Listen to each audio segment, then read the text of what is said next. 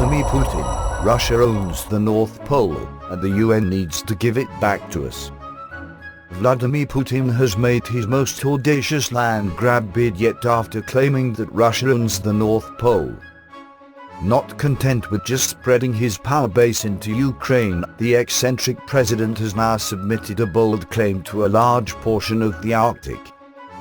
Russia has long had eyes on the Arctic ice, which it is thought could contain vast reserves of oil, precious gems and minerals. Putin recently announced plans to bolster the country's naval presence in the region, sparking fears that the country could attempt a military-led land grab. Now Russia has submitted a claim to the UN for a large swathe of Arctic ice covering an astonishing 500,000 square miles, parts of which have already been claimed by Denmark. Russian officials claim tectonic plate maps show that the disputed territory is part of Russia's continental character. However, the claim will spark fears that Putin has further expansionist plans following the annexation of Crimea and his country's meddling in the Ukrainian conflict. Russia has also become increasingly threatening towards NATO powers in recent months, with the number of excursions by its fighter and bomber planes into Allied airspace rocketing.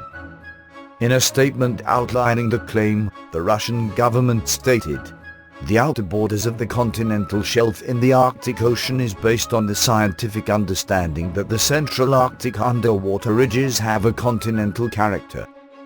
Moscow will now ask the UN Commission on the Limits and the Continental Shelf, CLCS, to rule on the boundaries of the continental shelf in the Arctic Ocean." Denmark's submission to the Commission, made on behalf of Greenland, was the first attempt to claim outright ownership of the North Pole. That has provoked the response from Putin, who would be unwilling to see potentially lucrative lands falling into Western hands. Please subscribe to us on YouTube, Facebook and Twitter.